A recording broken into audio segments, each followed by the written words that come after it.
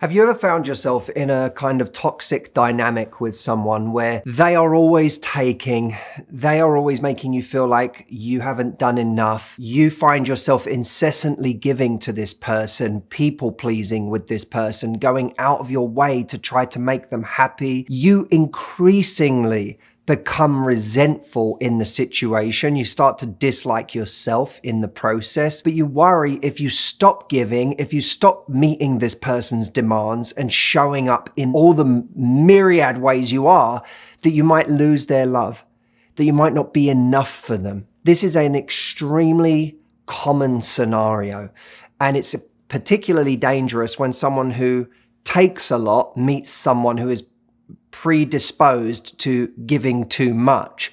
That becomes a very toxic combination.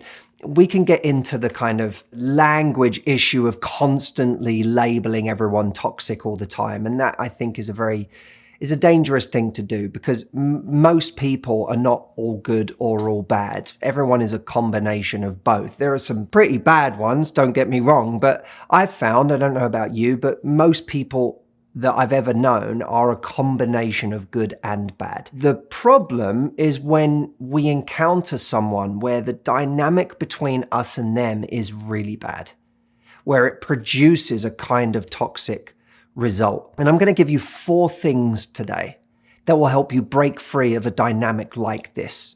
And in the process, massively build your confidence and develop a better life and better relationships.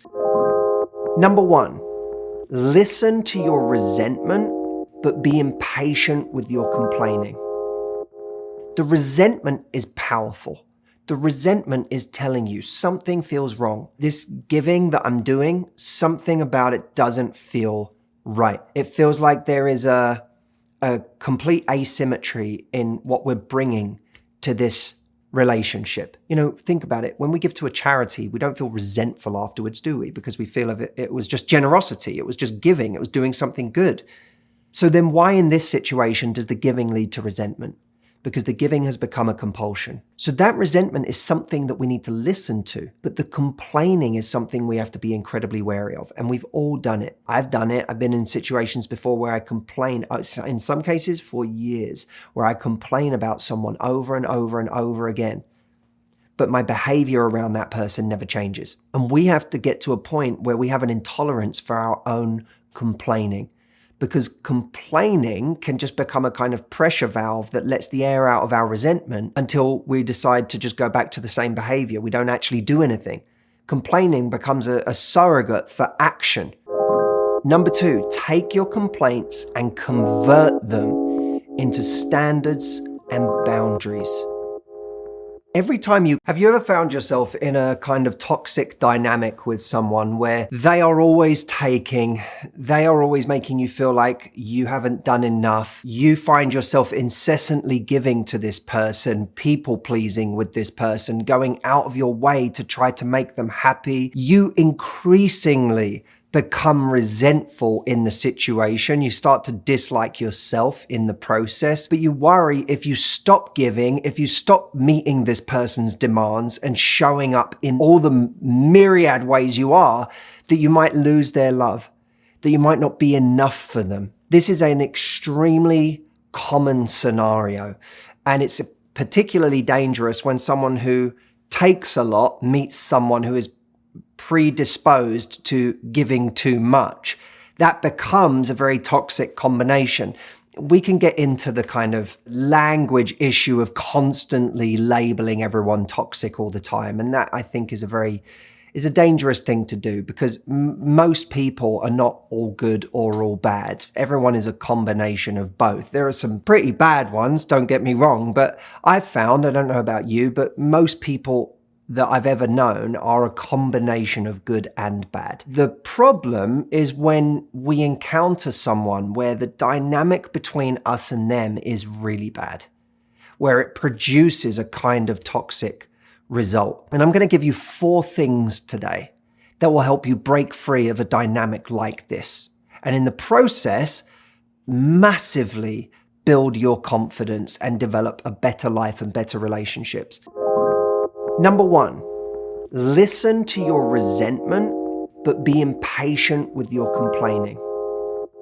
The resentment is powerful.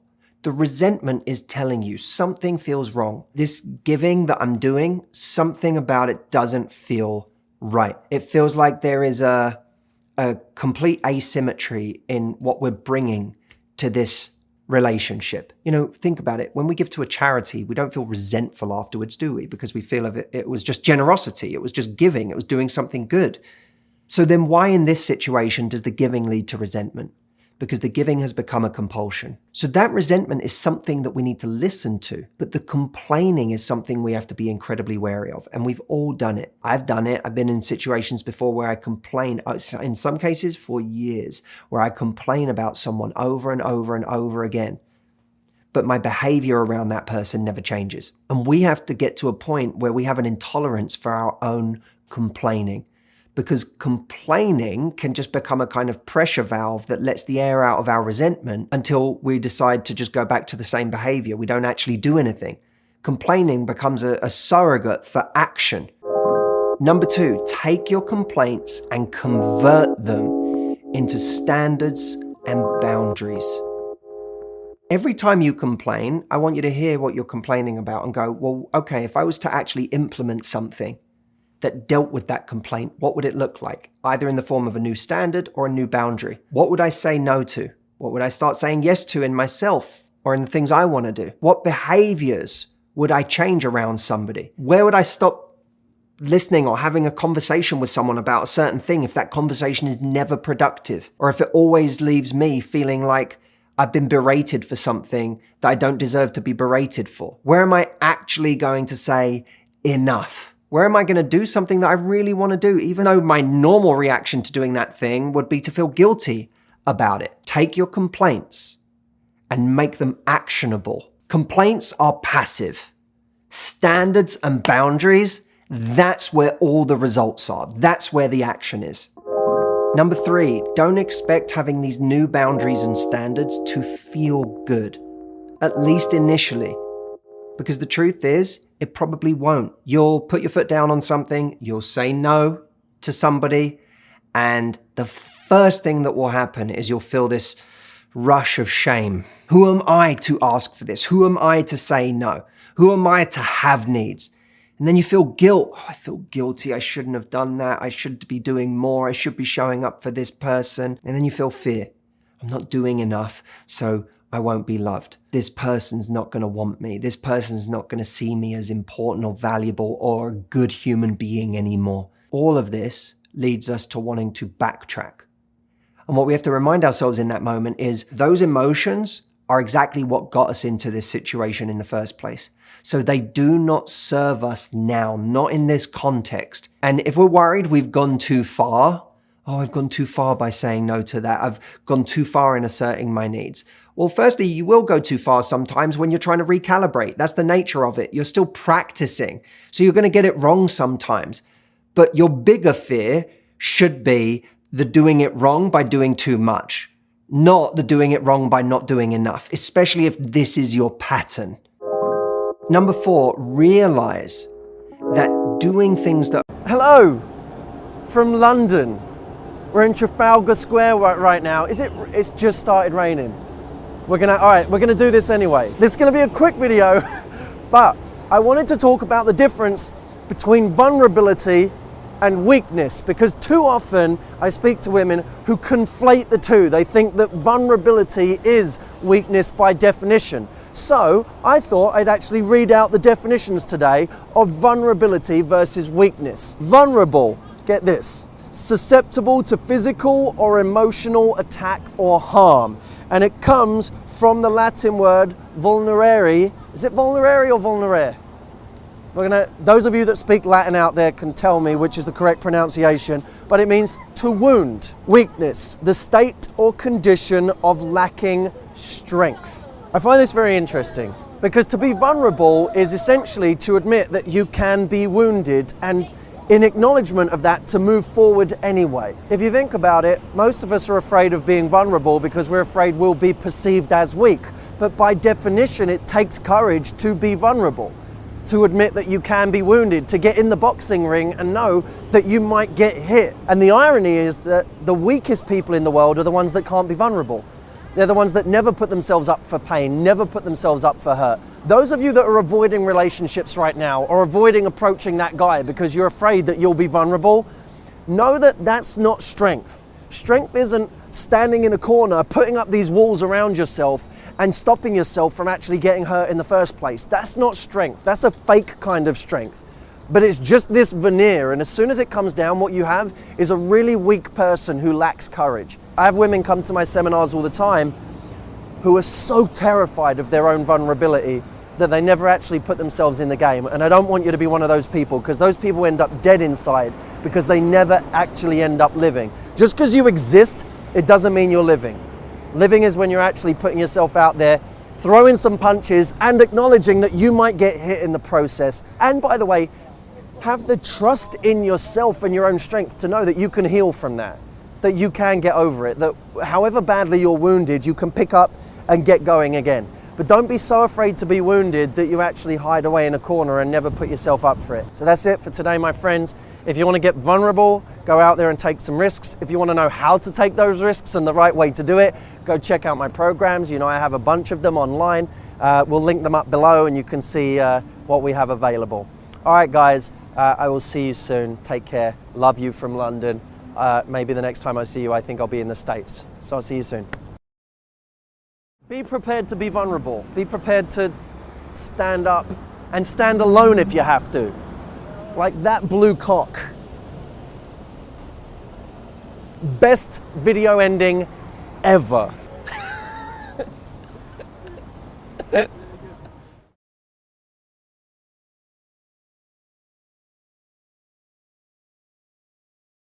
This week, we thought we would get back to basics. Zoom out a little bit from some of the more esoteric and specific advice and figure out what are 4 of the primary traits that men are really looking for in a woman. Now, obviously, this is subjective. Obviously, not every man follows these 4 as their top 4, but I think this is a pretty good stab at it. Number 1, playfulness. Playfulness is one of the most attractive traits because life is hard enough without being with someone who is serious all the time. Someone who can be a bit light and fun and, dare I say, goofy is somebody that makes the world a little more pleasant to be in. So we look for that in our partner. That could be somebody who, when a great song comes on, they start dancing in a funny way or in a silly way or in just a cute way. It could be somebody who, when they look at you in that moment, they say, if you don't kiss me right now, I'm gonna die. The second one is sexiness. Sexy is not somebody who has to be overtly sexual. It's somebody who shows their sexual side. You can show your sexual side in a number of ways. You can show it by moving in a sexy way. You can do it by showing somebody that you desire them. That shows you have a sexual side. When you think somebody is hot, when someone's doing something that's sexy, that shows your sexy side. It can be by a look that you give somebody. You can give a guy a little cheeky look across the table that says, I'm undressing you right now with my eyes, and you don't even know it, and now he picks up on something, but you don't actually have to say that that's what you're doing. When he says, what? You can go, what? I was just looking at you. And in that moment, there's some tension. Or you can interpret a look he gives you, and when he looks at you a certain way, if it's sort of manly and strong and there's something seductive about it, you could look at him and be like, you can't look at me like that. Not in public. Don't do that. That's bad. And then look away, turn away, get him out of your sight because it's too much for you. Just in that moment, he feels that sexual tension and he sees that you have a sexual side. Number 3, nurturing. The person who makes you feel both loved and looked after. That's the person who, when they see you yawn, doesn't like slap you on the arm and say, wake up, it's still early. It's the person who, when you yawn, says, long day, babe. Come here, give me a cuddle. Come nestle under my arm right here. It's like that person who's just sort of nice and warm and has that loving energy. Everyone wants to be looked after a little bit, don't they? It just makes the world seem like a better place. Like life is just one big giant hug. Now, number 4 is kind of counterintuitive. Independence. A lot of men, when asked if they were being honest, might say they wouldn't want their woman to have too much independence because it scares us. When you're independent, we get a bit insecure because we feel like you're not going to need us anymore. But the reality is, when you are independent, when you have your own life, your own hobbies, things you enjoy doing, things you enjoy learning about, and you have your own strength of mind independent of him, that's what keeps him attracted. That's what keeps his desire level high. It's also, by the way, what makes him feel like he has a great teammate. Because if you can go away and be strong on your own, when you come back, you can be a better leader for him as well. Because when he's in self-doubt mode, when he's worried about something, when he feels like he's questioning himself or he's fearful, in that moment when you're strong, you can be like, I believe in you, babe. I know you can do this. Everything's going to be okay. I'm going to help make sure of it. You can be a strong teammate when you are independent. But when you're not independent and all of your worth is tied to him or linked to his state of mind, then you can't lead when he needs someone to be strong, when he needs a rock. Now, this may sound intimidating, but you don't need to be all of these 4 traits at the same time. The key is to be the right amount of it at the appropriate time. And if somebody sees that over the course of a day or a week, you can be all of these different parts of you, they see a multifaceted human being that they never want to let go of. Now, if you enjoyed this video and you want even more specific and practical advice, I have 5 things that you can say to a guy that get him massively attracted to you and in a way that's unique to you. Check it out. It's at saythistohim.com. I will link it up here and see you in the next video.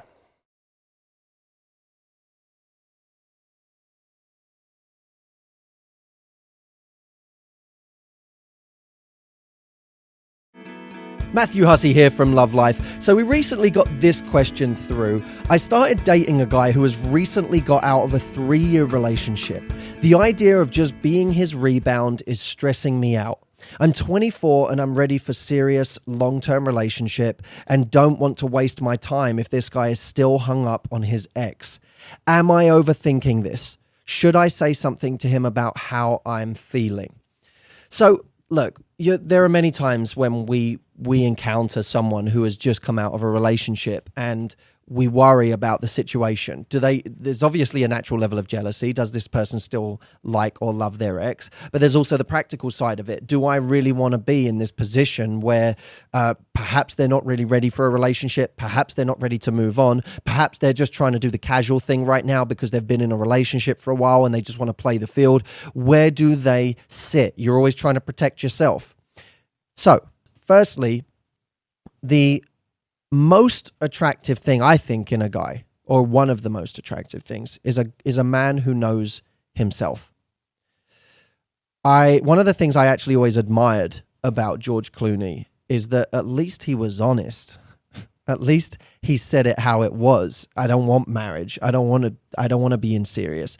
I always appreciated that about him. And I think actually it's one of the things that made him a lot more attractive to women. Because there's nothing less sexy than a man who doesn't know himself, than a man who's all over the place, who can't decide, who's all confused. A guy who actually knows what he's all about is actually more attractive. Now, you want the guy that you're with right now, or potentially going to be with, to know himself.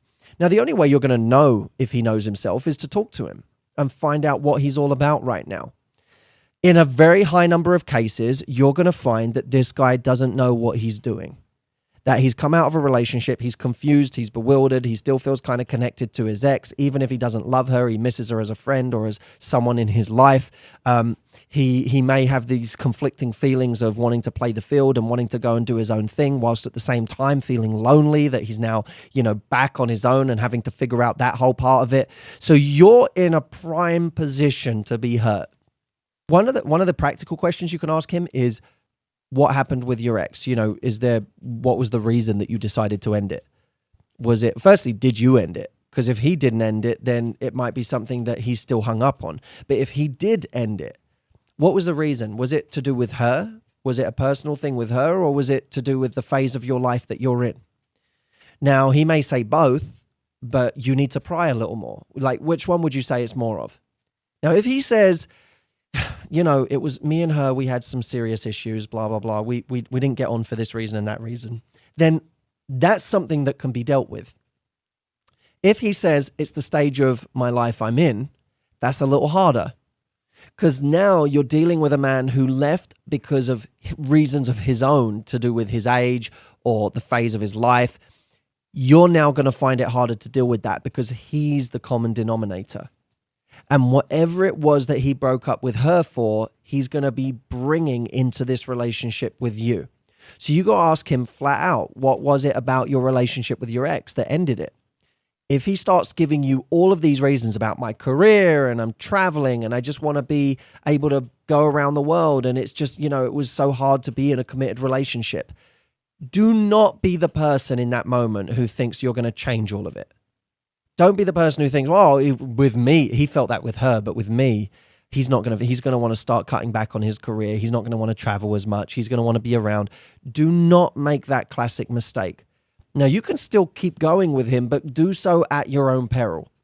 My advice to you is see him casually if that's what you want to do, if you're having fun with him, and see if he pushes for more and where he takes it. But don't be under the illusion that if you keep waiting and waiting and waiting and waiting, this guy is suddenly going to turn it all around. Instead, make sure that you have an active love life where you're meeting more people as well and not closing yourself off to the rest of the world. So that's it. I'll see you soon. Quick and simple. I look forward to seeing you in the next episode. If you're not following me on Facebook, go to facebook.com/Matthew Hussey. I'll see you there.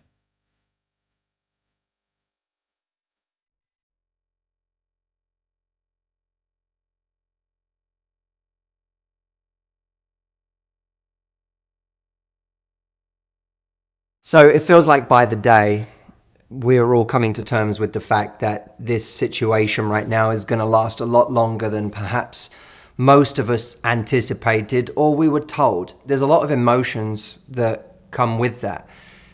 I am seeing people in my own life who normally have zero problems with motivation, finding it difficult to get going, difficult to get motivated, feeling really apathetic.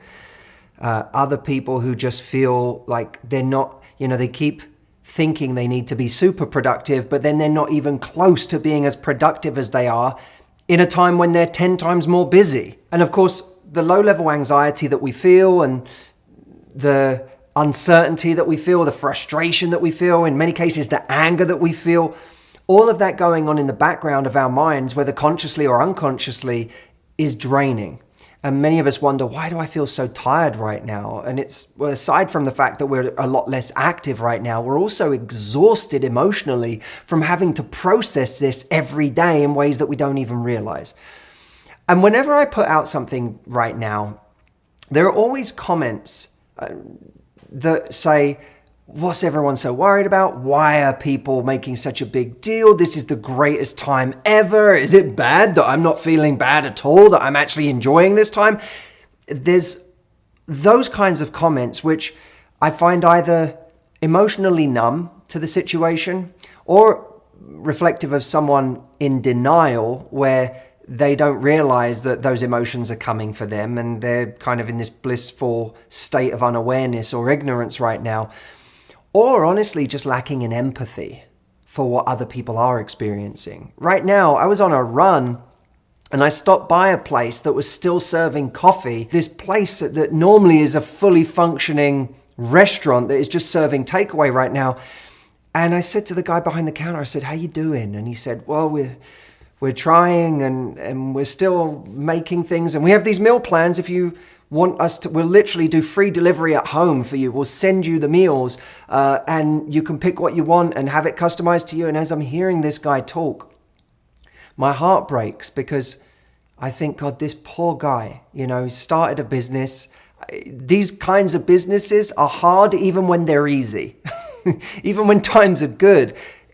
Right now, they're hanging on for dear life. And my heart breaks for those people. And so whenever people say right now, this is, what's the big deal? This could be the greatest time ever. I think we're almost not accessing the breadth of experience that's happening right now. And I also get a little frustrated right now whenever someone voices something they're struggling with and the comments underneath are littered with, you should remember to be grateful. Other people have it this bad and so on. And I think, well, that, of course that's true. That's always true. But we have to allow people their pain. We have to allow people their truth, their suffering. I think of it as pain shaming. I almost want to have an environment right now where people feel a bit more free to be human without being judged for being human, without the self-help world telling them, you should be so productive right now. This can be an amazing time. Step up and be a hero right now. You're going to come out of this a winner or a loser. We have to get out of that mindset and get into just acknowledging each other right now. I actually think that what's even more important than advice right now is just humanity. So much of the motivation that's thrown at us constantly grates on me a little bit. I feel like there's an avalanche of motivational quotes that drive me a bit bonkers. And I realize the irony of that in the context of this video that I'm making right now. I may well be contributing to the problem. But I struggle with it myself right now. When I come to post something on Instagram, I'm like, oh God, I don't want to put up a quote right now, and just become part of that platitudinous abyss of mind-numbing motivation that when you see it, sometimes the instinct isn't, you're right. The instinct is, oh, fuck off. It's hard, I'm having a tough time and you're telling me it's got to still be my best year ever. It becomes annoying. And we also have to remember that this is going to be a marathon, not a sprint. We can try and white knuckle this and I'm going to make this the greatest week ever, but we're also going to have next week and the week after. And if we don't start setting ourselves more modest ideas of what success looks like during this time, we are absolutely going to burn out before we're even halfway through. What I wanted to talk about today is how we can deal with the emotions that we're feeling right now and how we can have perhaps a slightly better experience of this. This isn't a video about how to be blissfully happy during this time, but how do we have a better experience of this really challenging chapter of our lives? I don't claim to have this figured out, but there are things that in the past in my life I've used to deal with situations where I feel very much out of control, where I don't feel like I can just fix the situation. And this is one of those situations, I think one of the things that a lot of people are feeling uncomfortable with right now. And in some ways, some of the things that the self-development world is struggling with a bit right now as an industry is that so much of it is used to controlling things, is used to, fixing problems. And part of this is a problem that we cannot fix. We as individuals in our homes don't have control over.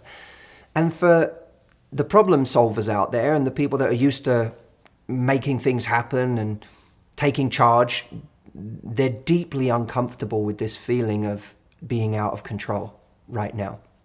So how can you deal with those feelings and how can you deal with the negative emotions you're feeling right now? Number one, surrender.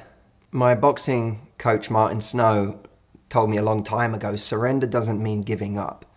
Surrender means acceptance, making peace with. We right now have a situation that we can either fight against, and many of us are fighting against it. You can imagine that image of a child that's kicking and screaming and crying. Eventually, that child might realize if they have a parent that doesn't respond to that behavior, or if life doesn't change because they kick and scream and cry, that they stop crying, because that's our way of lashing out against the situation. What we begin to realize is this isn't a situation that kicking and screaming is going to change.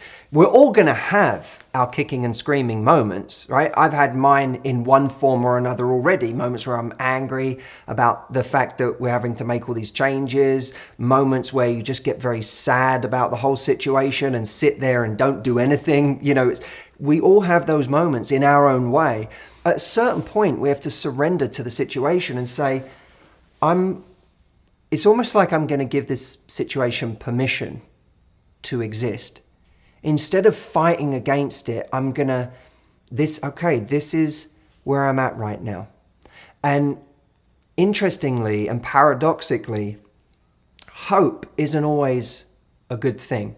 in a situation like this. Hope can be a good thing when we say 3 weeks from now it's going to get better because we know that blah, blah, blah. But we know right now that everything that's being said to us is just an estimate. The goalpost for when this ends keeps being moved. And the living in hope of the moment when this changes stops us being here now in this moment, stops us making peace with the way things are right now. It actually stops us living because it puts us in this perpetual state of waiting. I'll be happy when this changes. I'll start living again when this changes. And then, of course, when an authority figure says, we said it was going to be on this date, but actually now we're going to loosen up these restrictions on this date, the reaction to that is anguish, is huge pain and disappointment. Paradoxically, the way to get through this is for us to make peace with the way it is right now and to focus on, okay, maybe I'm not going to be able to do everything I want to do. Maybe all the goals I wanted to achieve can't all be achieved. Maybe while I'm dealing with the stress of all this, I'm not going to be as productive as I normally am or get in the best workout or do this, but I'm going to make it my own little work of art in whatever way I can, even if just that's a modest way. My work of art could be just me navigating my way through this emotionally, but surrendering to that. We cannot live for the day that this moves on. Number 2, we have to focus on the emotional component of this, not the circumstantial component of this. In this case, the circumstantial component is the virus, is the restrictions we have on our movement right now, social distancing, quarantining. For some of you, it's the loss of a job or the breakdown of a relationship during this time. We can't always change or exert control over the circumstantial component of something, right? And even if you can, you learn that you might be able to manipulate it by 1 or 2%. Like, oh, I'm gonna, I can't go out, I can't do a lot of things, but I can still take a walk. Okay, fine. So we are able to manipulate it to some extent to alleviate some of this pain that we get from the restrictions we have right now. But it's still small percentage shifts. Then there's the emotional component, which is the way that we're relating to this situation. Now, what's encouraging is the emotional component is both the source of the pain that we're feeling, and it's also the part that can be the most heavily manipulated. One of the things that can help us manipulate the emotional component to this is a lesson that was passed on to me by one of my mentors when I came to him about a chronic injury. Something that was causing me pain on a regular basis that I could not make go away. He said, so right now you see it as a foreign invasion. And every time you notice that pain is still there, it might be that you lose yourself in a flow state working or you're able to distract yourself for an hour or two. But the moment your mind goes back to that pain that you're feeling, you instantly get upset because it's like there's this foreign invader that's there right now that's back. Oh, there it is again. I thought it was gone. Now it's back. He said, as crazy as it sounds, we have to start seeing this as an old friend, as a kind of companion in your life that you actually make space for. And he said that may seem so ridiculous to you because you hate this thing. He said, but we have to start taking that energy out of it and start seeing this as an old friend. This isolation that we're feeling right now, the loneliness that comes with it, the social distancing, all of this can be seen in the context, even though it's new and many of us are struggling because we see it as a foreign invasion. We could start to actually make friends with it and wake up into a new day and go, instead of going, is the nightmare over? No, I'm still in isolation. I'm still having to quarantine. I'm still having to social distance. Instead, we could wake up into this and go, oh, here we are again, another day of quarantine, another day of social distancing. There you are. There's this sort of companion I've made space for now. Oh, loneliness, there you are. Welcome. Welcome back. We had dinner yesterday, didn't we? Well, let's have breakfast this morning. Hello. It's a much more, there's a lack of resistance there that actually makes it hard for that thing to wrestle with you and exhaust you the same way. Number 3, we can benefit from placing the pain of this in a larger context. Right now, this seems like everything. It seems like everything has been leading to this, and this is the great, big, painful moment of our lives right now. But seen in a longer context, it will be part of the fabric of a life of many different moments, many different emotions, and it certainly won't be the only painful moment of our lives.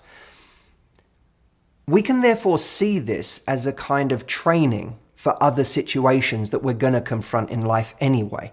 That this is actually useful for the purposes of that training. And we see it that way when we go into the gym. We see the pain we create in the gym as being valuable pain. Sam Harris talks about this. He talks about how pain is contextual. That if you were to wake up in the middle of the night feeling the intensity of pain that you feel at the height of a difficult gym session, you'd think you were dying. And yet when you feel it in the gym, you're perfectly relaxed about it. Because it's pain that you've not only chosen, but accepted as an acceptable part of your growth. We can actually frame this up in the context of this being a gym right now. We're training, and the pain we're feeling is an acceptable part of the growth of who we're about to become, and everything else that's coming we're going to be more equipped for because we did our training here now in this gym. So look, we're all finding our way with this. I have bad moments in my day, and my goal is not to have no bad moments or even no bad hours, or in some cases no bad morning or evening, but to try to use these techniques I'm sharing with you. These are very personal to me because I use these for myself all the time. To use these techniques to try to prevent a bad hour from turning into a bad day or a bad week. Because these are techniques that allow us to kind of, when there's a fork in the road where we can spiral into something even worse, there's actually an off-ramp that takes us somewhere more positive. The one thing I know that is going to be universal from this is that we as human beings are going to be reminded of how adaptable we really are. And many people who have never learned how adaptable they can be are going to learn for the first time, perhaps, just how adaptable they can be. And no bad can come from that. I'll leave you with this. There was a comment that was left by someone called KMM Healy on my last video. She said, "I'm blind, and I find it fascinating that this pandemic is forcing sighted people to have a taste of physical and emotional isolation. It's the same isolation that many members of the blind community experience with or without shelter-at-home orders. Though most people considered blind legally have some residual vision, we don't necessarily see people while out running errands, which means we often have fewer casual conversations with strangers. I never see smiles or any attempt at eye contact from my own friends and family who forget I can't see them, much less strangers who have no idea, apparently, I don't look blind. It can feel very isolating, and blind people have to take deliberate steps to change that feeling. It's interesting to me how the COVID-19 pandemic has impacted the sighted people in my life. Many of them are taking their isolation hard. But as you said in this video, it's a matter of perspective and resilience. But they'll adapt, just like every person I've met who suddenly lost their vision. It's what humans do. It's what humans do. And it's what we will do as we go through this situation. Not alone, but together. I love you, and I'll see you in the next video.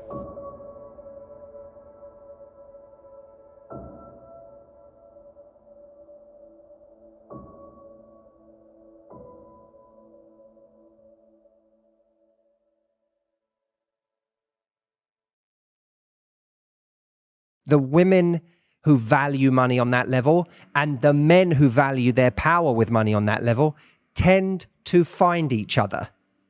And they tend to make each other quite unhappy.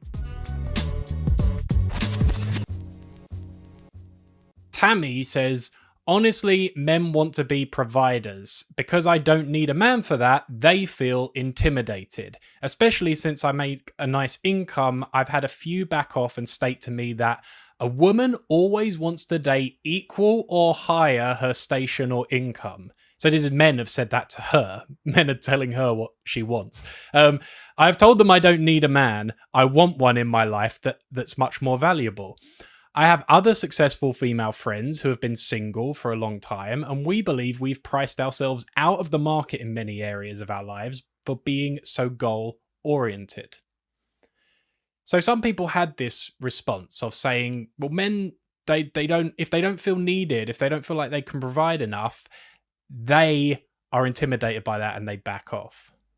Men are probably going to have to get more and more used to this one, because there's more and more women earning better paychecks than men. But and the statistics show that there will be increasing amounts of female breadwinners in households. There will only be more in years to come. So it's something that's going to have to be dealt with one way or another, right? yeah, look, if we were talking to men right now, I do think that we would be saying to men that, you know, if anything, this should be celebrated as, oh, like we can be a team in this department. I'll contribute everything I can, you contribute everything you can.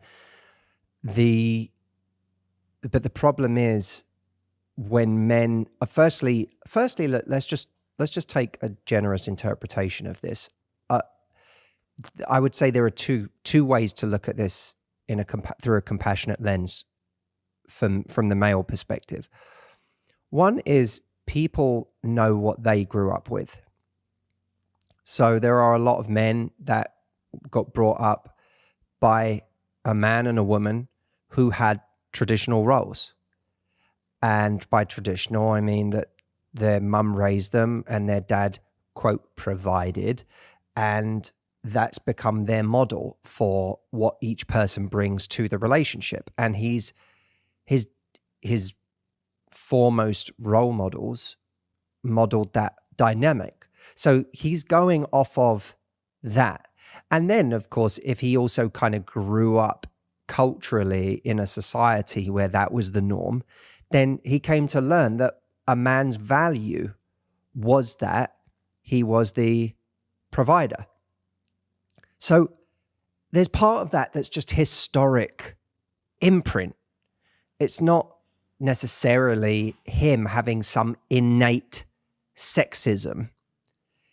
It may manifest itself in a kind of sexism, but it's not coming from a badly intentioned place. It's coming from the place of, this is the world I know.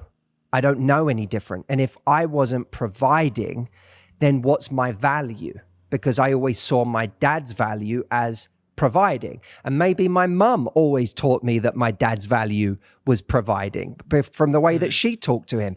He puts food on this table.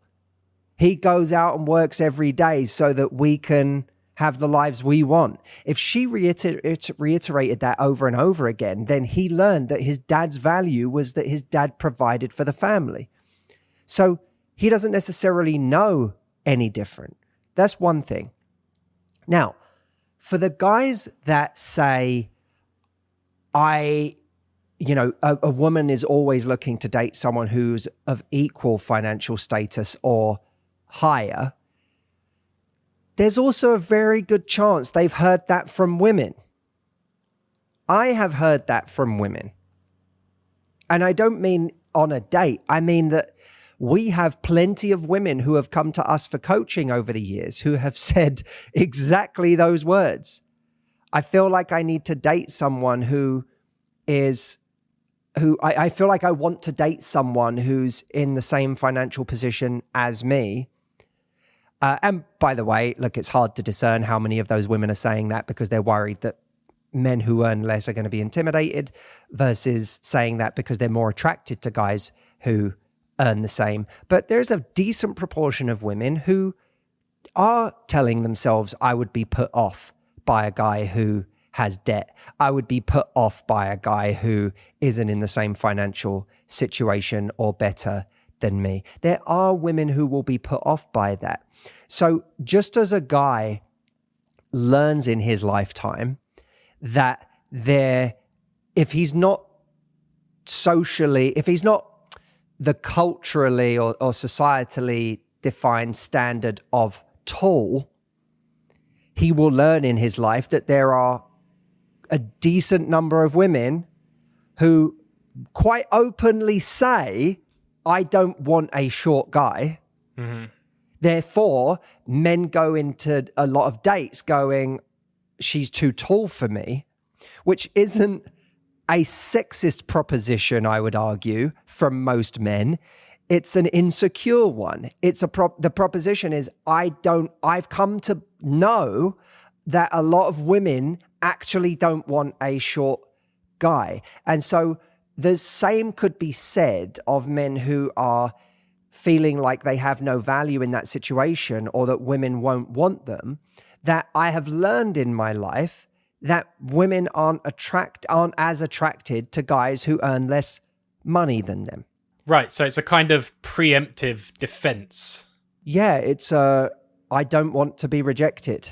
And therefore, I'm quite early on pointing out that if I come to a date and realize that you earn more money than I do, then I might reject myself now before you decide later down the line that even though you're with me, you'd prefer that guy who just came into your life as a friend or as a colleague or whatever, who is in a better position than me. In other words, I don't want to be in a situation where I feel like my future with you is compromised by the competition.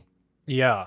In a situation where I am inevitably going to lose. Yeah, it was quite funny. I was watching that Netflix show, The Ultimatum, and it was about people being frustrated, giving ultimatums about, you're not going to marry me, you don't want to commit yet, you don't want kids.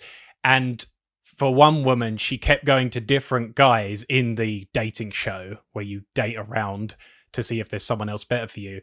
And all the guys kept saying, I want to get my money right or my career right before I'm not ready for that yet. Like, I want to be with someone, but I haven't got my money where I want it to be, on my career, so I need to focus on that first. And she was like, oh, you all say the same thing. Like, I don't care. Like, she was like, I've got a career. Like, I don't care that your career isn't fully at the top level yet. You're not a top level executive. Like, let's just get married. Like, her exasperation was like, every guy says this thing as if he's, and it is that. Wait, are the guys saying that's why they couldn't be in a relationship, or that's why they couldn't be married? They had girlfriends and things, but in the show they were saying that's why I'm just not ready yet, because I just haven't got I'm not where I'm at in life yet to settle down. And in a way, I think that was all it was all their insecurity, that they were thinking internalized stuff of if I'm not playing at a high enough level, I'm at risk here. I need to make sure that I'm safe, and I'm going to be able to be a good provider. And it's a fear-based kind of thing. Let's be clear. Sometimes it's not just fear-based. Sometimes, and this is the less compassionate lens, sometimes it's aspiration-based, right? Sometimes it's, I'm going to be able to date someone that I think is of more beauty, more status, more something, if I get to that level financially. So the unwillingness to commit is kind of, for some of those guys, derived from the idea that their stock is going to go up. And when their stock is going to go up, they are going to, in their mind, trade up. So I think that there is some of that plays into it too. What I would argue is that someone who takes that approach to life, you may abhor the idea of that kind of person, but they inevitably end up paying the price for being that kind of a person. It's funny you brought up that show, Steve, because there's a character on the show. Now, I'm not saying I watched it. I mean, can I just say it's a bombshell that both of you have watched this show to me. I didn't know that you two were watching this show.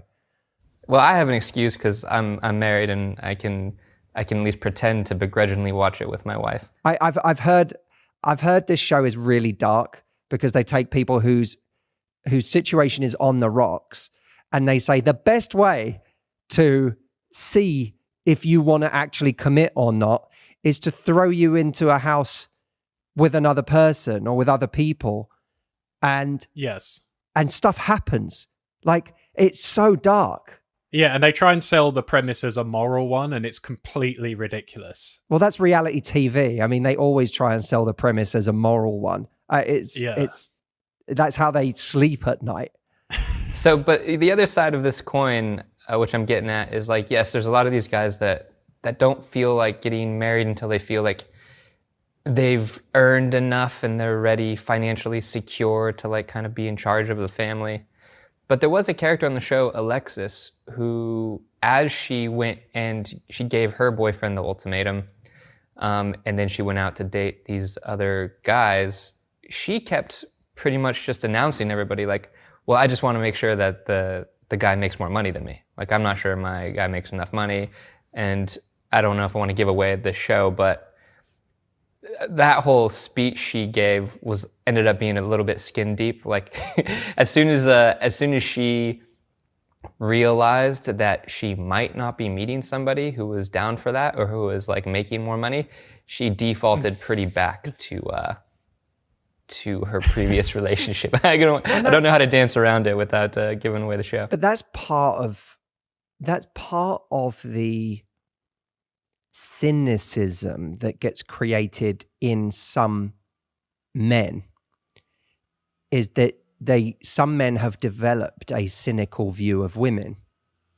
because they've either seen or experienced something like that, and they've decided that, well, A, when my stock goes up because I make more money, I'm going to be able to attract a better mate.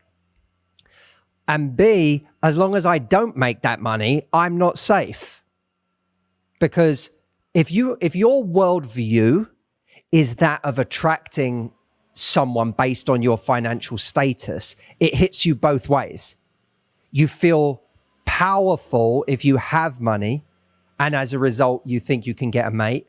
If you don't have money, you think that you're vulnerable and that someone won't love you. But that's because you've put your value in money in the first place. So your whole relationship with money is one of power.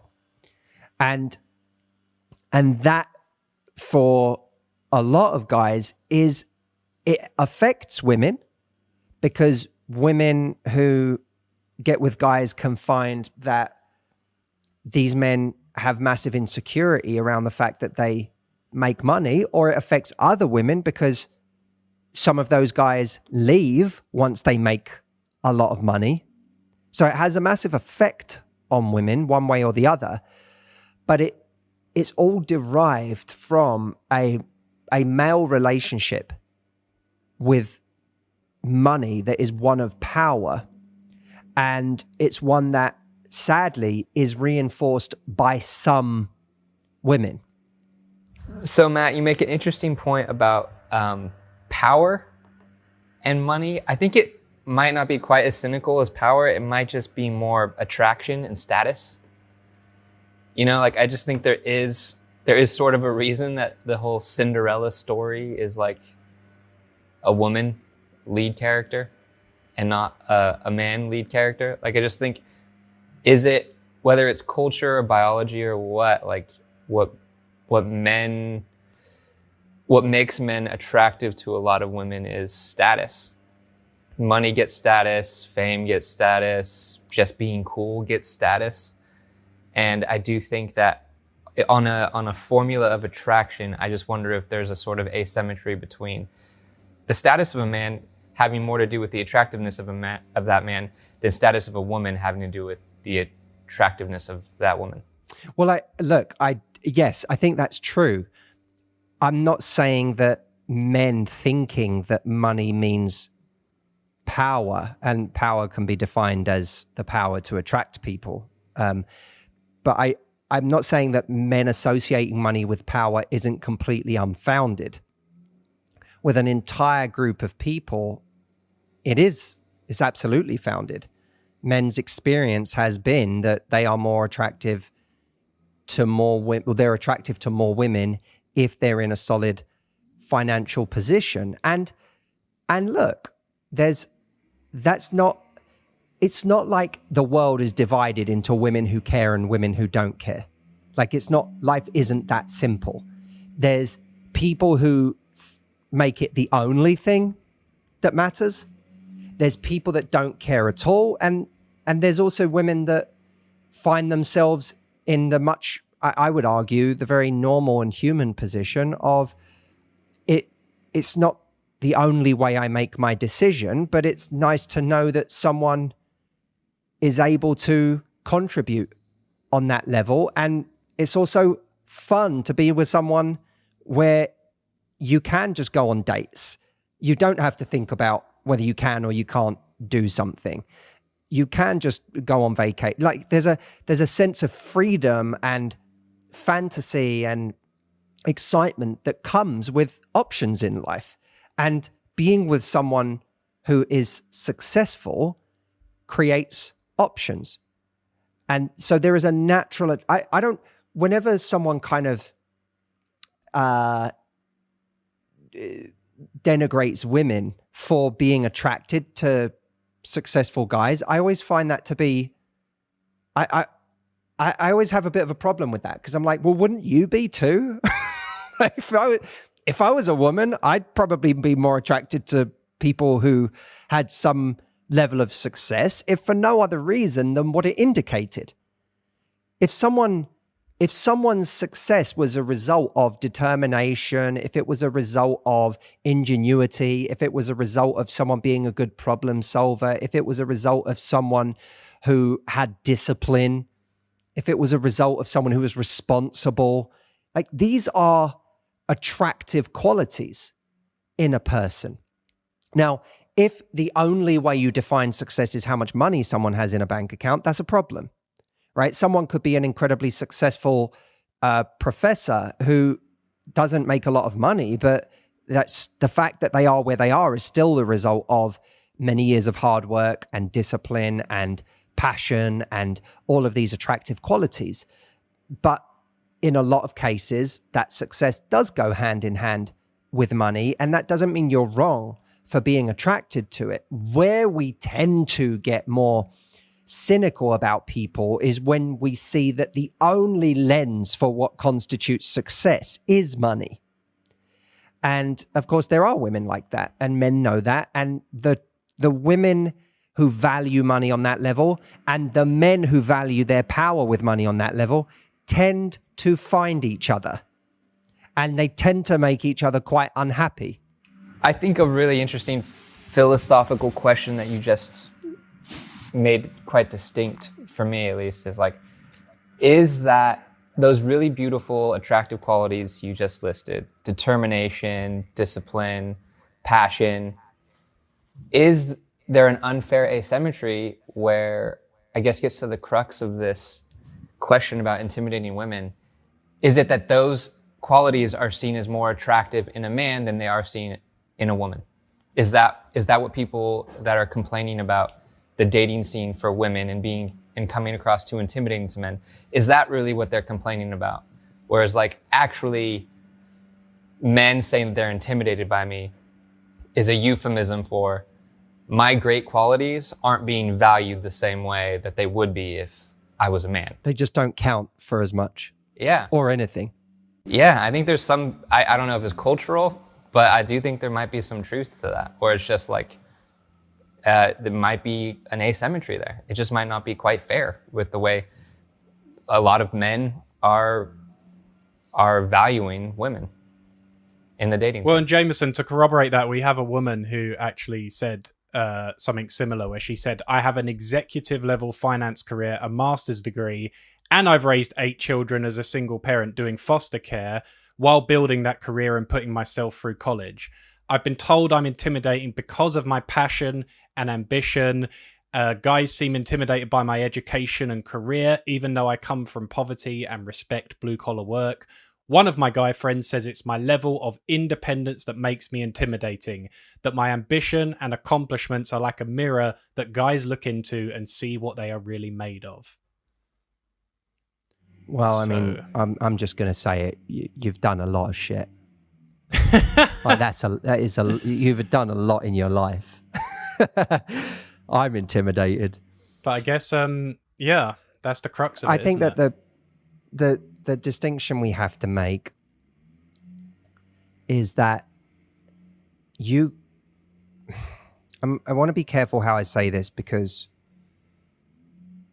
there is, firstly, if you've done, let's take this stage by stage. On a human level, if you've done a lot of things in your life, you are intimidating to a decent number of people, man or woman, right? I've been told I'm intimidating plenty in my life. And I've been told that by women. So that's not exclusive to the dynamic of men being attracted to women. It can also happen in reverse too. Humans that have done a lot are intimidating. I would submit it to you, madam, who wrote in, that if you were a man and said you'd done all of that, you'd still be intimidating. You're just that is a strong, determined, robust person who has done everything you've done. So let's start there, because I think that takes some of the charged nature of this conversation out of it. Okay. Then you have the question of, but is it more intimidating if a woman is those things than a man? If a woman has done a lot of stuff, if she's earned money, if she's self-sufficient, and so on. And I think there is a point to be made, as Jameson said, that some of the things that count on a high level as a man don't count in the same way as a woman. Now, I'm not entirely sure that point is, if you take, say, discipline as one of the traits that is attractive, I'm not sure that you could say that discipline isn't attractive in women, but I think that there's an argument to be made that the way discipline shows up is attractive in different ways depending on men or women. So you could potentially make an argument that the discipline that makes a man go to work every day and build a business is attractive, but it's not as attractive the other way around to a lot of men.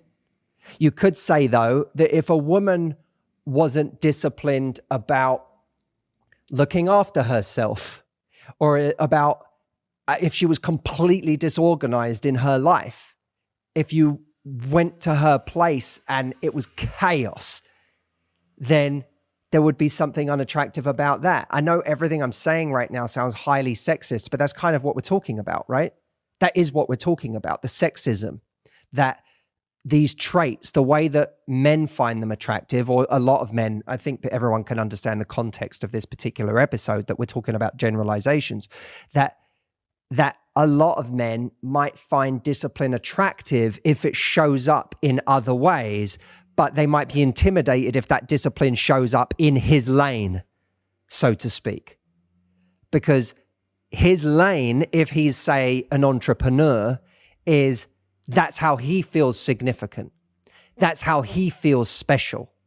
And if you are showing discipline or drive or determination or ingenuity in his lane, then he's more likely to be intimidated and therefore less attracted, because I don't, it's like, this is kind of scary to me and I don't know how to handle it. So I do think that is a factor. Now, let's just paint a more rosy picture of this. I actually think that I have an optimistic view of the way that men are shifting. I won't speak to how fast they're shifting, but I do think that men have shifted to some extent and are shifting, in the sense that I think that the number of men who would say, "You're in my lane," will have decreased. I think a lot more men look at someone who's killing it and are like, whoa, that's awesome and attractive, and maybe it is a little scary, but not in the sense that it's not attractive. It's just scary in the sense that, oh shit, I'm going to have to be on my game in order to keep you, because, you know, you have a hell of a lot going for you. So I do think to that extent that more and more men see their person as a teammate. And I do think more and more people as an equal and a teammate, I should say. And I do think that more and more people are evolving to the point of being able to, they don't see things through that kind of stereotypical, historical, conservative lens of this is what a woman is supposed to bring and this is what I'm supposed to bring. I do think there are less of those men. They clearly still exist, and there's a lot of the kind of gray areas of guys who wouldn't ever deem themselves to be sexist, but are competitive if they think that someone is either in their lane, or if they think that the way that you're showing up and achieving in your life has robbed me of what I thought I could bring to the table. And therefore, I feel intensely vulnerable because I don't know if I'm going to be enough for you if you take away this special weapon that I have, this special move, I think is a nicer way of putting it. I thought I had this special move to attract people, and this special move doesn't mean a lot to you because you have it too, and you don't need that from me. So therefore, what am I? What's my worth outside of this?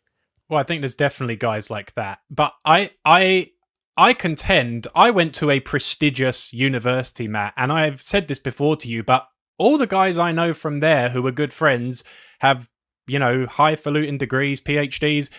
They went for very intelligent, successful women. There wasn't this idea of like, oh, I don't want someone like that. They, you know, quite hearteningly, they're with also competent, attractive, intelligent people. Like, it's not like most successful people want to be around people who they feel are playing at a high level as well.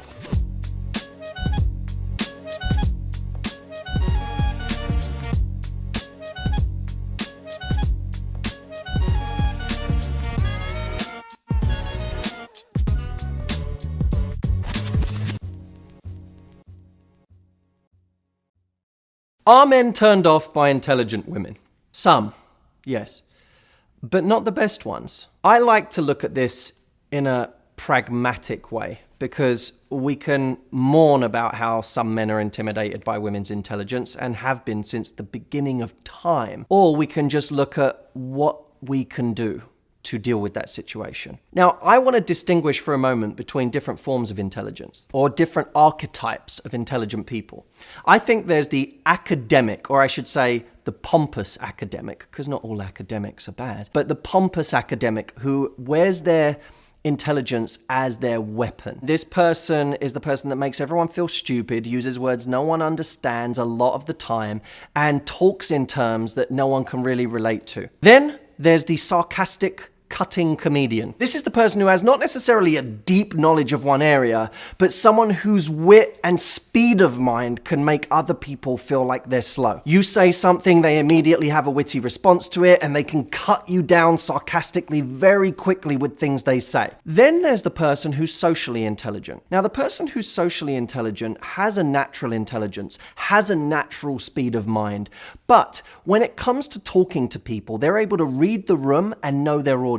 So they always know what kinds of conversations to be having around different people. They can talk with the intellectual elites and be curious and be interested and be interesting, or they can talk in more base terms with anybody else and just have fun and be silly and be entertaining.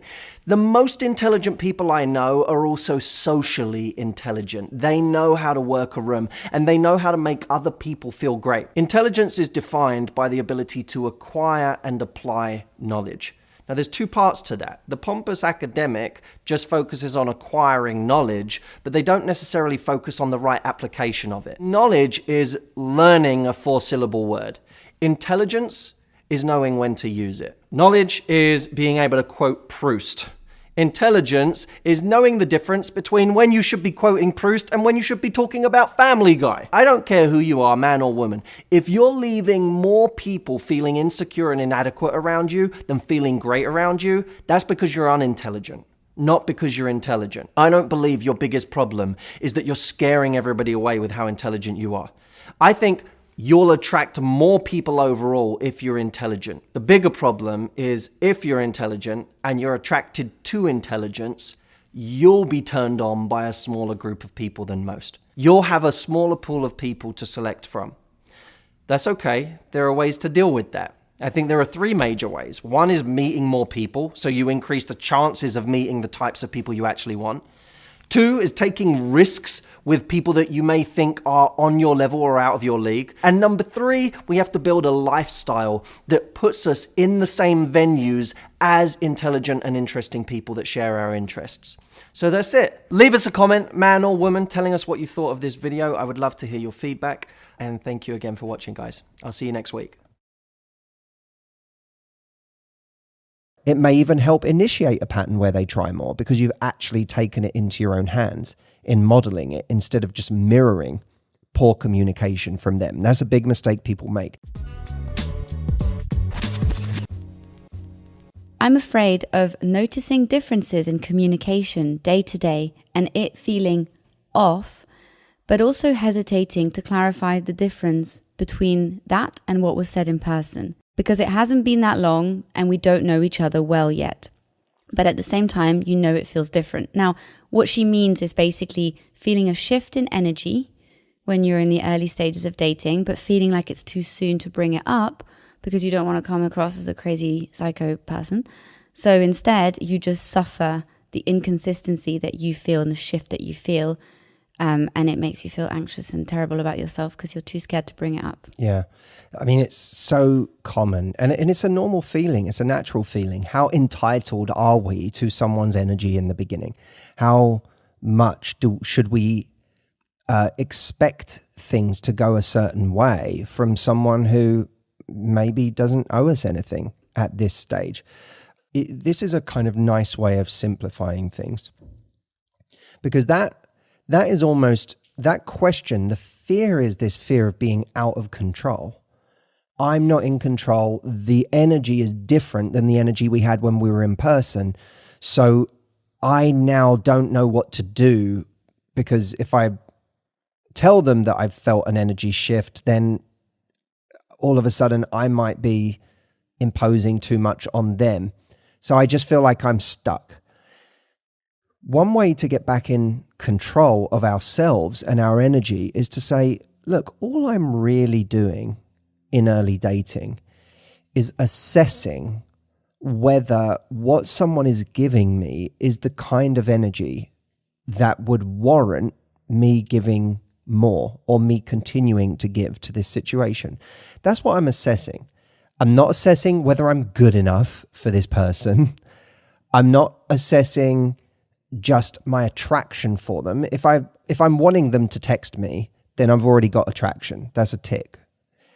But if we then start by saying, okay, what kind of energy, if I got it, would warrant me continuing to invest in this? And know that before you even go in, so that you don't overvalue someone just based on an attraction. And then, this is something I've been saying recently that I think is really, really important. Model the kind of communication that you would like to see from them. So that, and I will add a caveat to this. Model the kind of communication that you would have on your best day, on your most confident day, not on your least. So the way you could trip up is you could say, well, if I modeled the kind of communication I want to see, I'd message them every 10 minutes. But I would argue that's not you on your best day. That's you on a day where you have nothing going on, no sense of purpose, nothing, you're not being present with your friends or your family or the people you're spending time with. You're not enjoying your own company. That's not you on your best day. But if you imagine you on your best day and what you would like to see from this person on your best, most confident day, model that and see if they can reciprocate at that level. See if they give it back to you at that level. And then, by the way, see if tomorrow, when you don't do that, they still do it, even though you're not the one leading. And if you see a pattern where they're trying, that's great. It may even help initiate a pattern where they try more because you've actually taken it into your own hands in modeling it instead of just mirroring poor communication from them. That's a big mistake people make. They feel like they're trapped and they're out of control because they're just in mirroring mode. They're just mirroring what someone else is doing. They're not modeling what they want to be the dynamic. And I think what's important about this point, because I understand the fear very well, it's like this uncanny valley of standards where you feel like you want to ask something of somebody else, but you haven't built enough leverage to ask for something from someone else. But I think that's actually the reframe I would do for this is like, you're focusing too much on asking for something. This standard at this stage is about you, right? It's like inward looking a little bit, like how much am I going to invest based off what they do, not trying to kind of like get some behavior out of them at this point. I love that. Very good. So this one's from Kate, and she said what she fears is that the person she's dating is being impulsive with his feelings, and that the initial high and chemistry that he exhibits is going to change. It's also kind of reminiscent of love bombing a little bit, which is very much you're getting used to that feeling of feeling adored and getting messages and being chased and being, liked. And then suddenly that person kind of sobers up and realizes they just got away with themselves and got a bit too excited. And then you're kind of collateral damage to that shift in energy. So how do you help someone who is worried about that? Look, it's a really good question because people like that are very disorienting, and they, you get built up to this level that when that person suddenly takes their attention away from you, it feels like this really dramatic change. Like the talented Mr. Ripley, when she's like, when Dickie's attention is on you, it's like the sun is shining, and then suddenly it gets very cold or whatever it gets. Yeah, he moves on. Yeah. He moves on. You're no longer his favorite toy. And it's a disconcerting thought, how much of what someone is showing me is real. I think that it's almost worth saying if that person is really giving you extraordinary amounts of attention right now, and it does have that sort of slightly love bombing quality, or a bit even more positively, it has just this feeling of giddiness about it, that's going to change no matter what. Even if it changes to a much more stable and healthy form of attention and love, it will change. The question is, will it change to nothing? Or will it change to healthy love? And you just don't know that yet. So if someone is, always pay attention. Is the level of energy they're giving me organic? Does it feel like a projection because this person couldn't possibly know enough about me yet to like me this much? Does it feel warranted based on how much I'm giving them? Is it a conversation or is it a one-way street in terms of what they're giving? Because love bombing is usually a kind of one-way conversation that you get dragged into, not a dialogue where the two of you are both kind of actually excited together. What happens if you slow them down a little bit? You say, I'm so excited. I'm really excited to see you, but I also want to make sure that this is sustainable and, we go at a pace that's reasonable. What happens if you do that? These are all, we can do a whole other episode on love bombing, and we have in the past, but ultimately recognize that this level of attention will change. So instead of fearing that it will change, understand that it will change. Your job is just to see if this matures or if it dies. I think matures is a super important word there. And I would just say, for me, this whole impulsive thing is, I don't want to say a red flag, but definitely an amber light, just because anyone in life that really is dangerous usually lacks impulse control. And I just think it's kind of something to keep an eye on. And as you get older, I just think it becomes a less attractive trait. And someone that is more mature just doesn't have that issue. In everything, in every type part of life, I would argue. I think the same way with friends. Mm-hmm. I trust people in my life who come into my life in organic ways at an organic pace. The new friend who suddenly wants to monopolize all of my time and energy and is like giddy with excitement and celebrating me in every way. I'm like, yeah, something doesn't feel right about this. And so I think you can apply it to absolutely everything. And I love that idea, Jameson, that impulsive people, they tend to be the dangerous ones. Wait, before YouTube sends you down the rabbit hole of watching raccoon videos or videos of large crocodiles on Florida golf courses, I have something that will help your love life more than these things. And it's at whyhe'sgone.com. If you want to know why someone faded out, why they were giving you attention and all of a sudden they stopped, this guide shows you. Go to whyhe'sgone.com and then enjoy your baby bear videos.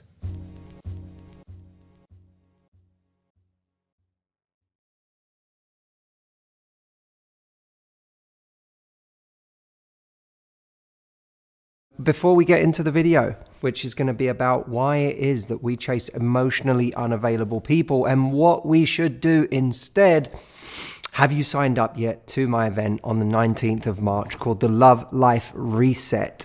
If you've been struggling in your love life, if it's not where you want it to be, maybe for a long time it's felt like disappointment after disappointment, or perhaps you've come out of a long-term relationship and you found yourself single again in a season of your life where you didn't think you'd be on your own again and you have no idea what it's like to date in this current landscape. This event is going to show you how to hit reset and start a new and productive approach to finding the kind of healthy love you want to find. Go to lovelifetraining.com to sign up. It is completely free. It's going to be a live event. That live event is going to happen once only. So come join us. Lovelifetraining.com is the link to sign up for the Love Life Reset on the 19th of March. All right, let's begin. Emotionally unavailable people. Have you had this experience? You go on dates with people you either feel no chemistry with or people you feel tremendous chemistry with, but then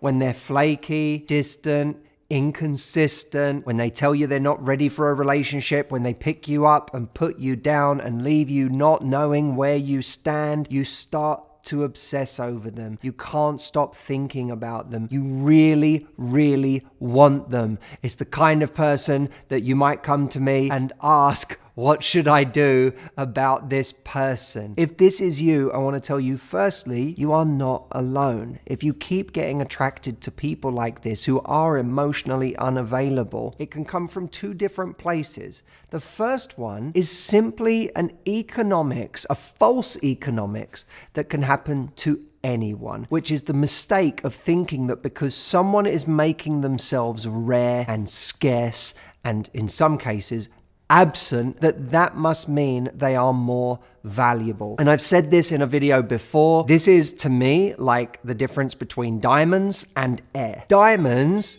when we think of diamonds, we think really valuable. Air, boring. But air, we take for granted because we have it, despite the fact that it's the thing that if it got taken away, we would last a matter of minutes. If our diamonds got taken away, we'd be diamondless. Which is to say, we'd be fine. Diamonds feel really valuable because they're scarce and therefore expensive. Air is everywhere, but we take it for granted. And I think that translates directly to our love lives. There are people that act like diamonds, rare, difficult to obtain, and we start thinking they must be valuable as a result. Meanwhile, a lot of the time we find ourselves ignoring a much healthier person over here who actually wants to date us, who's straightforward, who calls when they say they'll call, who actually shows up for us in our lives. So everyone is capable of doing that, not just people who have something deeper going on. But there is another reason why we get attracted to emotionally unavailable people, and that's when there's something deeper going on. If we find ourselves throughout our lives consistently going for a certain kind of person that makes us miserable, that makes us unhappy, that gives us constant anxiety, that makes us feel this pendulum between massive anxiety and unhappiness and feeling unsafe and not knowing where we stand, and then the elation, the ecstasy, the euphoria of feeling loved by them and getting their attention when they come back. If we keep getting attracted to these people, it's because there is something familiar in that pattern to us. Maybe we got raised in an environment where we got taught that's what love is like. It's capricious. It's there one minute, not there the next. And when it comes back, it feels so good. When it's not there, oh my God, I'm so unsafe. Then it comes back again. Oh my God, that feels so good. And notice, by the way, the pattern of that. There is an addictive pattern to that. They call it the trauma bond, right? I feel miserable, but then you come back and you make me feel amazing. And of course, the next time I'm miserable, I hold on for that next hit of when I'm going to feel amazing again. The next time you text me, and I'll suffer through those terrible lows, the hangovers, for that next big high that I am going to get from you. And by the way, this is literally something that I talk all about in my new book, Love Life. So those of you who have already ordered this, you're going to read all about me talking about not only why we chase unhealthy love and what it does to us, but how we can take an approach to finding the right kind of love. If you haven't pre-ordered it, go to lovelifebook.com and grab yourself a copy. And let's get back to the video. We can get into a cycle where we consistently confuse the anxiety that someone makes us feel with love and passion. And by the way, wherever that comes from for us, you may or may not have done that kind of excavation on your past and how you were loved as a child by your parents or caregivers. But wherever it comes from, what happens is our nervous system gets wired for a certain kind of experience, and it starts looking for more of that kind of experience. So if it's these high highs and low lows, and that's what's familiar to us, that's what our bodies, our minds, our nervous system goes out in search of. And when it recognizes the familiar, it latches onto it. I feel crazy about this person. I feel terribly anxious, but amazing when they text me. This must be love. This must be important. We confuse the anxiety and the unknowing, the uncertainty, the oscillating between high and low with love. And it's not love. It's a feeling that we have become addicted to. So what we have to be conscious of is right now, this thing that I keep saying is love or is the right person can actually simply be looked at through the lens of addiction. And when we're in that place of addiction, the problem is we find it hard to appreciate something that might be better for us, something that might be far more valuable, someone that might give us a kind of love that in the long run would leave us happy and peaceful. I think of it like if you had someone addicted to drugs and on the day they quit, you sat them in front of a gorgeous sunset and said, "Isn't that amazing?" It would be very difficult for that person to appreciate that sunset. Now, a sunset is amazing. It's awe-inspiring. It makes us feel connected to nature, the transcendent nature of this planet, of the universe, of how small we are. This exquisite experience of being mindful in the presence of something greater. But if you show that to someone on the day they've just come off of the synthetic highs of drugs, it cannot compare. It cannot be appreciated. And that's really, really important for us to connect to. Because in that example, it seems very clear that one of these things is a recipe for unhappiness and the other one is very beautiful, very important. But in our love lives, it can be harder to see things in that way. The healthy kind of love that would make you happy is something that can only be appreciated once we have regulated our nervous system and once we have decreased, as Chris Bailey puts it in the book How to Calm Your Mind, decreased our dopamine baseline, because we get ourselves on this dopamine cycle with people in our dating lives. And the more we get attached to dopamine, the more we feed that addiction, the higher our baseline gets. And so we now need the chaos. We need the massive highs. We need the passion, the love bombing that people often give us. We need that drama in order to feel the thing that we think we want to feel when we're in love. Instead, when we can detach from that, we can begin to lower our dopamine baseline and from that place begin to appreciate new things. Now, how we do this in practice is one of the things that I'm going to be talking about in 2 days on the Love Life Reset. So if you're listening to this video or watching this video and thinking, God, I relate to this so much, and now that I look at it through the lens of addiction, it's starting to become clear that there is a problem here that won't go away on its own without conscious and intentional effort and a new approach, then this event is for you. It's about a new approach that's going to bring you the kind of healthy love that will make you happy, but will also make you feel peaceful. Come to lovelifetraining.com, sign up now for free. The event is happening in 2 days. I do not want you to miss it. It's only happening live once. So come join us, lovelifetraining.com, and I'll see you on the 19th of March. Thank you so much for watching, and I can't wait to see you there.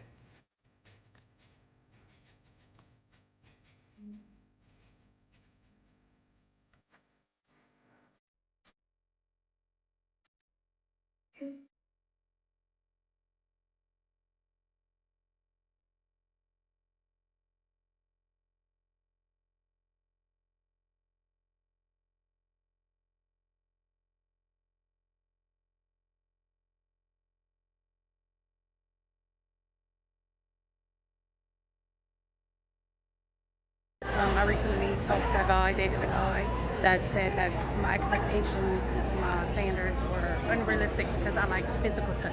Yeah. I like intimacy. Yep. And he doesn't? He isn't really like He's not the touchy-feely? Yes, and Okay. that's like very important to me. So If then we why are sit you with down- that person? I don't know. I know that's a blunt thing to say, and it might sound like a lot to say, well, you should leave a person because the level of affection you want is here and the level they want is here.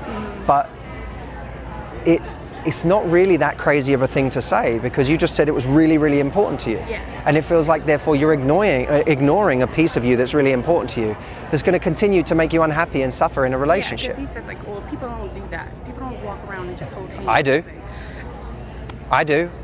Yeah. So you need to find someone like that. So instead of allowing someone to convince you that their worldview is the worldview, go find someone with your worldview, Yeah.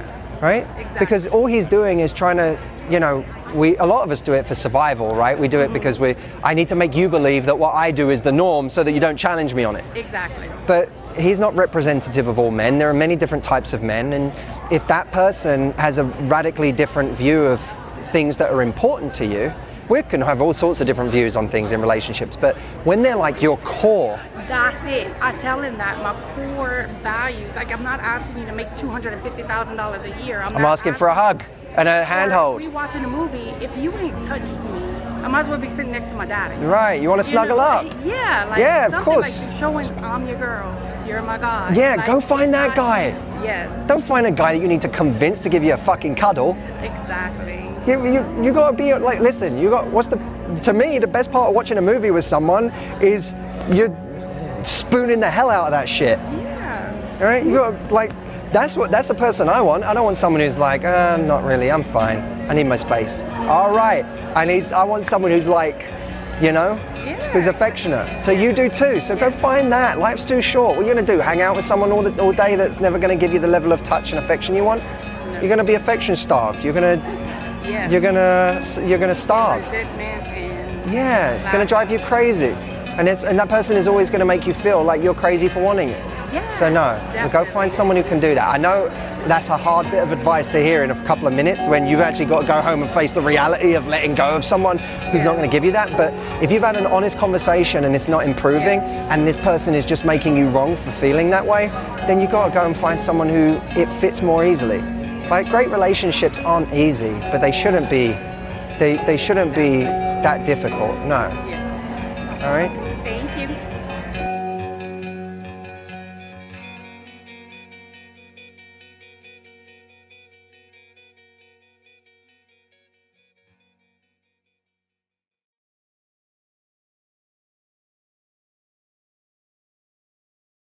Last week, I did a live event called Dating with Results. We had 13,000 people show up live to this event. That is a small arena. It was crazy and amazing. And so many people gave such beautiful feedback. And there was one particular point that I made that really struck a chord with people. Here's a simple way of looking at this. I need to value this person on their ability to make me happy, which means not evaluating them based on how I feel about them, but evaluating their importance based on how they make me feel. I was talking about how we can get too invested in a person that we're attracted to, a person that we've had a few great dates with, too quickly, especially when that person isn't investing in us on the same level. And what I said was, we have to start ranking this person's importance in our life differently to the way we are, which means not ranking their importance based on how we feel about them, but instead on how they make us feel. In other words, if we think that they're hot and charismatic and we just feel that they're so fun to be around and they're so attractive, they're so interesting, that's all about how we feel about them. But that has nothing to do with how they make us feel. How they make us feel is how we feel by having that person in our life or our consciousness on a Tuesday at 2 p.m. Does this person make me feel anxious? Does this person make me feel unsure of myself? Does this person make me feel like I don't know what their intentions are? Does this person make me feel unloved? How do I feel by having this person in my life? Not how do I feel about them? Now, a lot of people found this point to be incredibly helpful, almost this pressure valve of, oh my God, I've been way overvaluing this person. But there was one member of mine. We have a membership called the Love Life Club, and thousands of people every month I go through coaching with. And this one member of mine said, Matt, I love that point, but I'm getting caught on it because I'm not sure if I don't feel good because this person is doing something wrong or because I'm just anxious.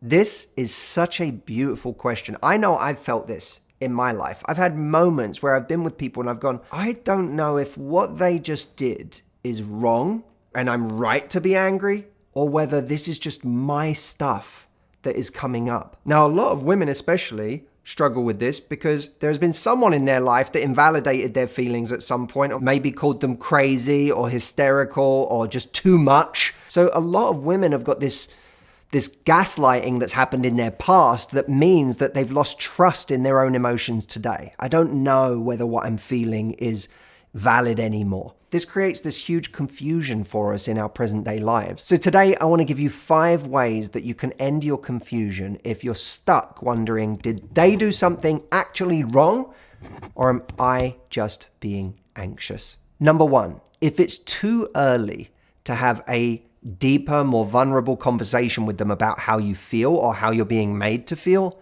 just shift focus. Lose yourself in a workout, spend quality time with your friends where you actually become very interested in them and their lives and how you can support them. Lose yourself in a project.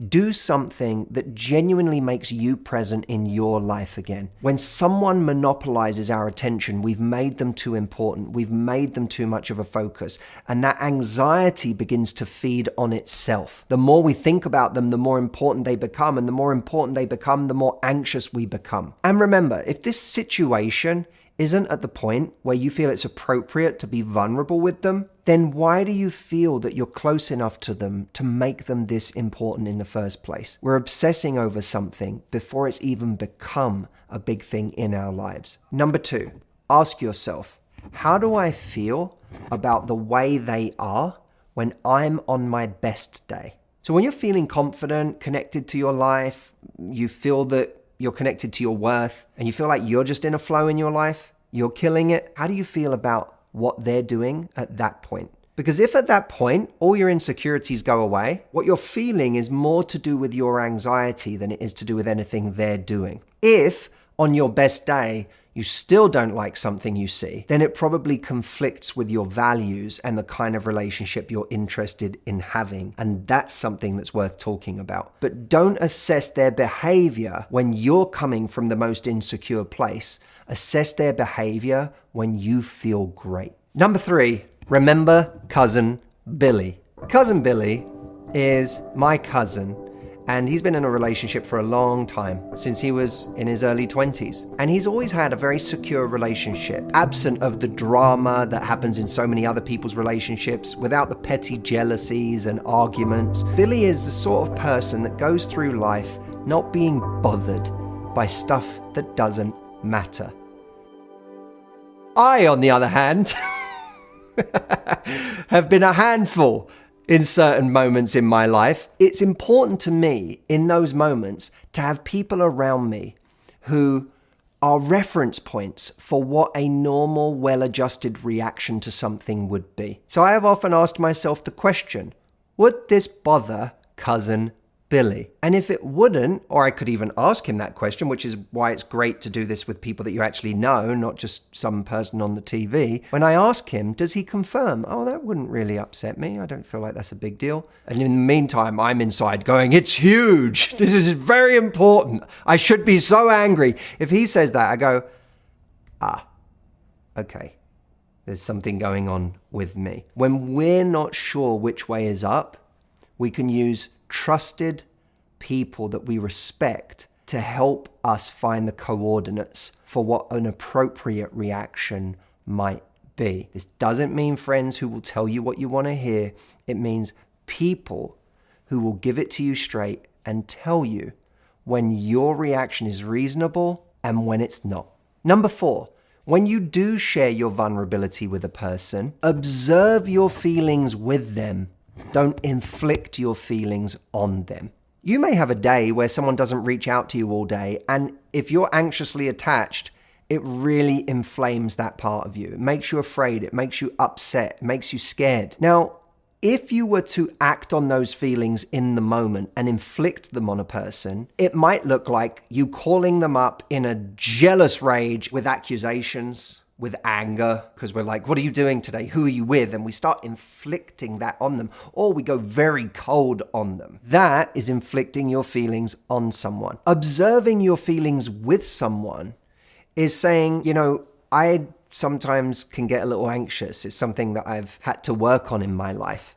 And when I didn't hear from you yesterday, I noticed those feelings coming up for me, and I actually got a little afraid. That's a way of sharing that with someone in a way that you can observe it together. I also like the note that it's something I've had to work on in my life, because that shows you're the kind of person that actually wants to do the work on those things, not just inflict them on someone. That shows ownership. But when you're able to talk about those things in an observational way, then you really learn what it is you have with someone. Because the truth is, no one is perfect. We all bring our stuff to the table when we have a relationship if we're actually being vulnerable. And the key question is not who's right or wrong, but what happens in our particular relationship when we bring something to the table. There is a really clarifying question that you can ask if you're confused about whether your anxiety is the problem or their behavior is the problem. Are they good at handling me? Now, I love this question because it gets us out of what I think can be a bit of a misnomer, which is who's right, who's wrong. A lot of the time, it's a little of both. And the truth is, we're all going to have our turn at being right, and we're all going to have our turn at being wrong. But how well does this person handle me and my stuff? I'm not suggesting, by the way, that our stuff is someone else's responsibility, and I'm not excusing our worst behaviors. What I'm saying is, if we share openly our vulnerabilities, our insecurities, our anxieties, does that person help us in healing those things? Does the way they react or the way that they behave with that knowledge in mind now soothe us, or does it inflame? Does it aggravate those parts of us? I believe the right relationship is one that helps us heal our wounds. If we're anxiously attached, the right relationship actually brings us closer to a secure attachment style. The wrong relationship pushes us more to the extreme of that anxious attachment. So ask yourself that question, because at some point in life, as we work on ourselves, we're also going to have to find someone who is good at handling who we are. And that to me is as good of a definition of the one as any I've heard. Is this person good at handling me? Because if I find someone I'm super attracted to, but they're really bad at handling all of the parts of me that make me me, then we have a compatibility issue that's not going to go away. Are they good at handling me? And what could be more romantic, by the way, than someone who, when we show our vulnerability, when we show our weakness, when we show our flaws, is good at handling those things in us?